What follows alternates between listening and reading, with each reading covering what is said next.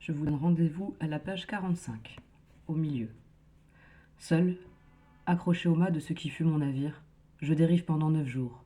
Je lâche prise, mes bras n'ont plus de force, mon esprit et mon corps aspirent à la fin des souffrances.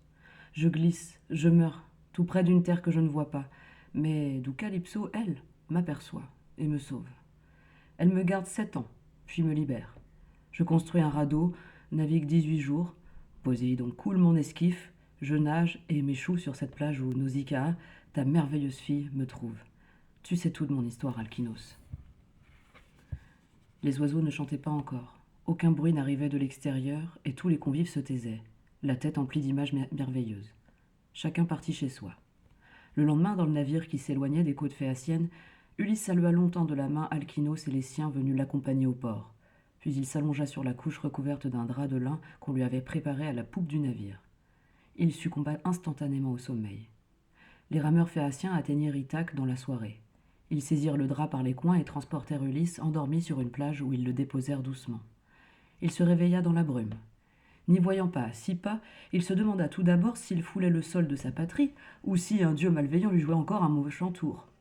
Mais Athéna lui apparut. Elle avait répandu ce brouillard pour l'empêcher de se précipiter au palais, où les apparences auraient pu lui donner des idées fausses. « Pénélope est irréprochable, dit la déesse. Elle t'attend et deviendra pour l'éternité le modèle absolu de la femme fidèle. Mais la situation actuelle lui donne l'air d'une biche cernée par une meute de loups. Elle repousse jour après jour le choix qu'elle doit faire d'un mari parmi des prétendants dont l'impatience grandit et qui deviennent menaçants. Elle ruse, fait espérer à l'un, lui dit qu'un autre l'importune, essaie de les dresser les uns contre les autres. Aux yeux d'une personne non avertie, elle pourrait passer pour coquette, jouant de son charme auprès de ses amants. Tu ne dois pas surgir devant elle sans précaution, encore moins devant Télémaque, ce fils qui attend depuis si longtemps le retour d'un père prestigieux. Pour eux, le choc serait trop brutal. Enfin, les prétendants sont trop nombreux pour que tu les provoques de front. « Grâce te soit rendue, dit humblement Ulysse. Dans ma hâte à retrouver les miens, j'allais commettre les erreurs dont tu me dissuades. Athéna dissipa les nuées, et le roi d'Ithaque reconnut la rade où il se trouvait, le bois d'olivier à main droite, et là, couvert de sa garrigue odorante, le mont Nérite. De tous ceux qui te servaient autrefois, les plus fidèles sont Eumée, ton porcher, et Euryclée, ta nourrice, dit la déesse tout en aidant Ulysse, sur sa demande, à apprendre l'aspect d'un pauvre mendiant. Elle lui creusait des rides au front, lui grisait les cheveux et la peau, lui jaunissait les dents, tandis qu'il mettait son manteau en lambeaux et se voûtait, contrefaisait sa démarche. C'est sous cette apparence qu'il alla rencontrer Eumée. Le porcher le reçut dignement, lui offrit un repas et, mis en confiance par des questions habiles, ne tarda pas à confier ce qu'il avait sur le cœur. Les prétendants volaient fréquemment un porc gras à son maître Ulysse. Comment, dans ces conditions, conserver un troupeau digne de ce nom en vue du retour de ce maître qu'on disait mort? Ce que lui, Eumée, refusait de croire, tant que la preuve n'en serait pas apportée. « Cher Eumée, pensa Ulysse, tu me seras utile en temps voulu. » Pendant ce temps, Athéna cherchait Télémaque, qu'elle trouva assis sur un rocher devant la mer. Elle lui insuffla le désir de rendre visite à Eumée, qu'il aimait beaucoup. Télémaque ne s'attendait pas à trouver chez son vieil ami un pauvre mendiant si déjeté. Ce jeune homme salua le vagabond, et s'adressant au porcher, « As-tu nourri cet homme ?»« Oh, plutôt 2 fois qu'une, répondit Eumée. Il vient de me dévorer 2 porcelets. Bien, fit Télémaque. Voici donc mon fils, pensa Ulysse ému. Un fils aussi beau que possible, d'une prestance altière, généreux, sans condescendance. N'y tenant plus, désireux de connaître, d'aimer ce garçon qui posait sur lui un regard bienveillant, Ulysse se leva et se redressa. Télémaque eut la vision d'un arbuste malingre devenu soudain un puissant chêne. Eumée, fou de joie en reconnaissant son maître, déclara qu'il devait sans délai s'occuper des cochons et sortit pour laisser le père et le fils à leur retrouvailles. Quand il revint, ses hôtes mettaient déjà au point leur plan d'élimination des prétendants. Puis Télémaque rentra au palais. Le lendemain, Eumée et Ulysse, celui-ci redevenu mendiant, s'y rendirent à leur tour. Dans la salle des repas, les prétendants festoyaient. Quand, soutenu par Eumée, Ulysse entra et demanda l'aumône, le très arrogant Antinos s'exclama. « Que nous amènes-tu là, porcher? Tiens-tu à gâcher notre repas? Repars avec cette loque humaine !»« Sois généreux, Antinos, dit Télémaque. Donne à manger à ce miséreux. Mais il est vrai que si tu n'as aucun scrupule à piller, tu répugnes à offrir. Oh, quel discours moralisateur, Télémaque. Tu es trop jeune pour prêcher. Mais vois, je vais m'occuper de ton gueux. Approche, misérable. Ce disant, Antinos projeta un tabouret qu'Ulysse ne put éviter. Il le reçut à l'épaule, mais ne broncha pas, et alla s'asseoir sur les marches à l'entrée. Il fixait les yeux les prétendants, qui, mal à l'aise sous ce regard dur et froid, commencèrent à se disputer entre partisans et détracteurs d'Antinos. La soirée devint morose et tous partirent se coucher. Ulysse et Télémaque restèrent seuls dans la salle vide. Si l'un de vous agresse encore, si l'un d'eux vous agresse encore, père, je le tuerai séance tenante. Bride ta fureur, mon fils. L'heure est à la ruse. Le temps de la vengeance est proche, mais il faut savoir l'attendre en prenant des précautions. Décrochons toutes les armes de ce mur. Télémaque cacha soigneusement lance, glaives et javelines, après quoi il alla se coucher. Soudain Pénélope parut au seuil d'un couloir. Des servantes lui avaient parlé du mendiant arrivé au palais. Or, elle questionnait tout voyageur susceptible d'avoir croisé la route de son mari. Accompagnée de la vieille intendante Euryclée, autrefois nourrice d'Ulysse, elle avait baigné son visage pour en chasser la fatigue et avait revêtu l'une de ses robes préférées. Même pour une improbable évocation de son cher époux, elle voulait être belle. Elle approcha 2 tabourets du foyer, s'assit, invita l'homme en haillons à en faire autant. « Mon hôte, je veux d'abord savoir ton nom et celui de ton peuple. »« Ne me demande pas cela, répondit Ulysse. Penser à ma patrie me fait trop mal. Je suis si malheureux, ô belle et généreuse hôtesse. »« Belle, repartit Pénélope, j'en doute.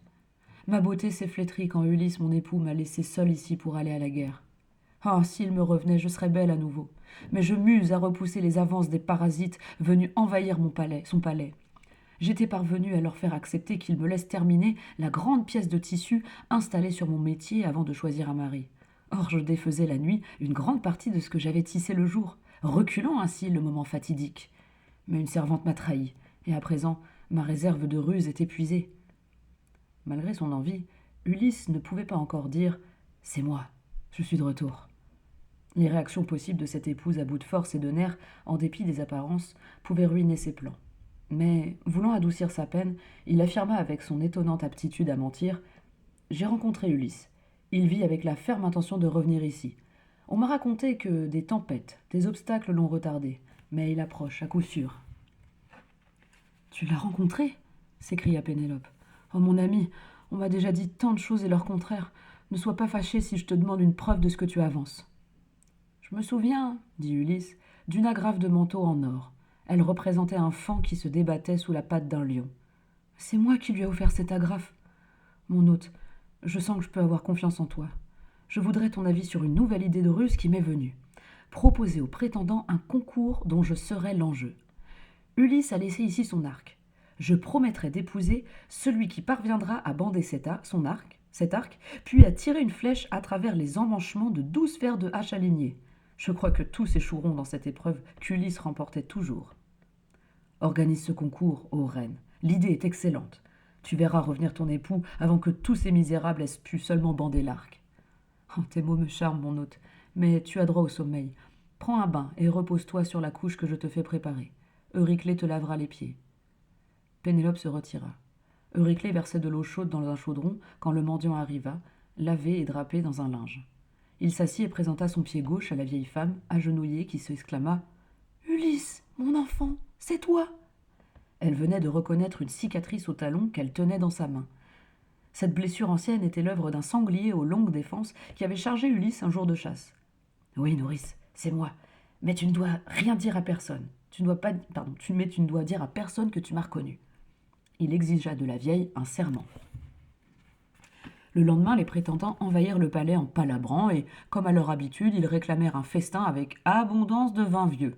Dans la salle des repas se tenait le mendiant qui les avait divisés la veille. Les plus forts en gueule, Antinos, Eurymaque, Stésippos, l'insultèrent et demandèrent à Télémaque, qui entrait à son tour, de chasser son protégé. Le fils d'Ulysse répliqua que ce n'étaient pas des parasites, des profiteurs éhontés qui allaient lui dicter sa conduite. Le ton montait quand Pénélope parut. Les traits reposés, un sourire énigmatique aux lèvres, elle tenait un arc dont la corde pendait, fixée à un seul bout. Des servantes la suivaient, porteuses d'un coffre ouvragé. La reine brandit l'arc de bois poli renforcé de lames en corde de bélier. Télémaque ouvrit le coffre et en sortit des flèches et 12 fers de hache, qu'il ficha un à un dans la table de la salle des repas, de sorte que leurs 12 emmanchements se trouvent en enfilade. Pénélope déclara : « Le jour est venu pour moi de choisir un mari. » Elle poursuivit : « Voici l'arc d'Ulysse, et voici un rang de fer de hache. Celui d'entre vous qui tendra la corde de l'arc et tirera une flèche à travers les 12 emmanchements m'aura pour épouse. » Ulysse appela Eumée d'un signe et lui souffla : « Trouve Euryclée. Avec elle, ferme toutes les issues de la salle et reviens à mes côtés. » Les prétendants, l'un après l'autre, tentèrent vainement de ployer le bois poli pour passer la corde tendue dans son encoche. Eumée de retour murmura à l'oreille de son maître : « C'est fait. »« Bien, dit le faux mendiant. Quand je te ferai signe, tu m'apporteras l'arc et les flèches. » Eurymaque, à son tour, ne fit pas mieux que les concurrents précédents. Antinos, sentant qu'il allait échouer lui aussi, voulut détourner l'attention en proposant de revenir au festin qu'apportaient servantes et serviteurs. Mais, de son coin, le mendiant demanda à bander l'arc. « Quoi » s'exclama Antinos. « Tu perds la tête, misérable gueux. Tu es ivre. Continue de boire et tiens-toi tranquille. » Pénélope intervint en faveur du mendiant. Eurymaque grinça. « Mais s'il réussissait, ô reine, veux-tu qu'on répète partout qu'un vagabond a fait mieux que la fine fleur de notre île ?» L'atmosphère s'alourdissait. Télémaque chuchota à l'oreille de sa mère : « L'arc est une arme, et les armes sont affaires d'hommes. Je t'en prie, mère, rentre chez toi. Le sang va couler. » Sous les regards devenus soupçonneux, Pénélope, suivie de ses servantes, s'éloigna dans l'ombre du couloir qui menait à ses appartements. Ulysse avait profité de cet instant de flottement pour adresser à Eumée le signe convenu. Quand les prétendants reportèrent enfin leurs regards sur le faux mendiant, il avait l'arc en main et les flèches à ses pieds. Il fit fléchir le bois poli, et sans effort apparent ajusta la corde. Il la pinça, elle vibra et mit un joli son. Il prit une flèche, il ajusta, arma. Il visa et tira. La flèche traversa l'enfilade des 12 haches pour aller se ficher dans un tabouret placé là à dessein. Les prétendants avaient pâli. Ulysse se redressa. Rides, teint et cheveux gris prêtés par Athéna s'effacèrent. Majestueux, le roi d'Ithaque ajusta une nouvelle flèche à son arc et rugit. « Chien, vous avez pillé ma maison, humilié mon fils, courtisé ma femme et voulu usurper mon trône. Voici venu pour vous le temps du châtiment. » La première flèche transperça la gorge d'Antinos. La deuxième se planta dans la poitrine d'Eurymaque qui s'effondra, renversant table et plat. Les autres cherchaient au mur les lances, les boucliers, qui ne s'y trouvaient plus. Pendant qu'ils tentaient d'ouvrir les portes, une pluie mortelle de flèches s'abattit sur eux. Quand elle cessa, les survivants se ruèrent pour prendre leurs armes dans le vestibule où ils les avaient déposées avant de festoyer. Eumée avait fourni à ses maîtres 2 casques, 2 boucliers et un glaive pour Ulysse sorti d'une cachette. La bataille se poursuivit à l'épée. Lorsqu'au choc du métal, au cri d'agonie, succéda le silence, Ulysse et Télémaque, seuls à être encore debout, couverts de sueur et du sang de leurs ennemis, présentaient un aspect effrayant. Ils contemplaient un chaos de corps enchevêtrés dans une salle dévastée. Rien de grand à leurs pieds, rien de glorieux. Des poissons aux ouïes sanglantes échoués sur une grève. Nulle joie au cœur d'Ulysse. « Triompher des morts est impie, dit-il.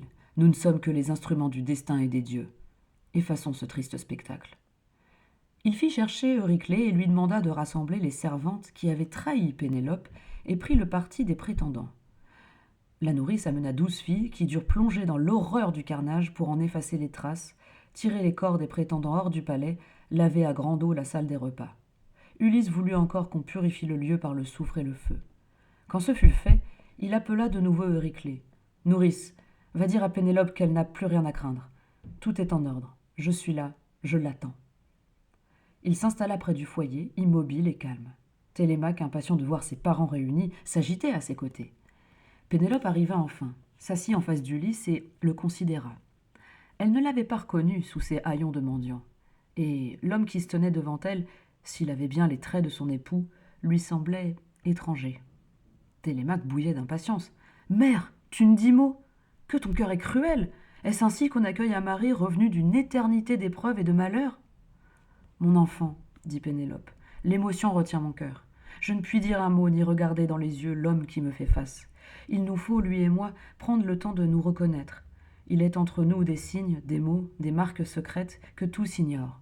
Et ces mots, ces signes, ces marques, nous devons les retrouver un à un. » L'homme d'autrefois était aussi un homme nouveau, Qu'avait-il vécu si loin, si longtemps? Laisse Télémaque, dit Ulysse. Ta mère ne veut pas venir à moi d'un bond, mais pas à pas. Soit, je vais d'abord me laver, ôter l'odeur de mort et de guerre qui depuis tant d'années émane de ma peau. D'ailleurs, allez tous au bain, enfilez vos plus beaux vêtements et que des aèdes chantent et jouent sur leur lyre des danses alertes. Eumée, Euryclée, serviteurs et servantes, tous obéirent. Ulysse revint baigné, frotté d'huile, vêtu d'une robe pourpre rehaussée de fils d'or au col et aux manches, d'un grand foulard aux plis harmonieux jeté sur ses épaules. Pénélope, à son tour, entra, belle au-delà des mots. Elle appela Euryclée. « Prends tes hommes avec toi. Allez chercher dans la remise les bois de notre lit pour le reconstruire dans notre chambre. » Ulysse comprit qu'il affrontait sa dernière épreuve. « Que dis-tu ? Personne n'aurait pu démonter et déplacer notre lit. J'ai bâti les murs de la chambre autour d'un magnifique tronc d'olivier que j'ai coupé pour en garder la souche. Sur cette souche que j'ai polie, j'ai chevillé les bois d'un vaste lit. Des colonnes aux 4 coins supportent un ciel incrusté d'or, d'argent et d'ivoire, d'où tombent des rideaux légers. » Pénélope se jeta au cou d'Ulysse. Seul l'homme qui avait construit ce lit pouvait le décrire de cette façon. Main dans la main, mari et femme allèrent se coucher. Quelle longue et belle histoire! Bon, elle est en réalité bien plus longue encore. J'en ai dit l'essentiel, mais sauté des passages. On raconte rarement l'Iliade ou l'Odyssée en entier. Il faudrait des heures, des jours peut-être. Mais... oui, cet Homère a donc écrit... Bon, écrit, on n'en est pas sûr, disons composé. A donc composé l'Iliade et l'Odyssée des siècles avant... 8! Oui, 8 siècles avant Jésus-Christ. 2800 ans. C'est loin. Oui, c'est très loin. Et les historiens se disputent au sujet d'Homère. A-t-il vécu aveugle sur l'île de Chios et composé là les 2 célèbres poèmes qui ont traversé le temps?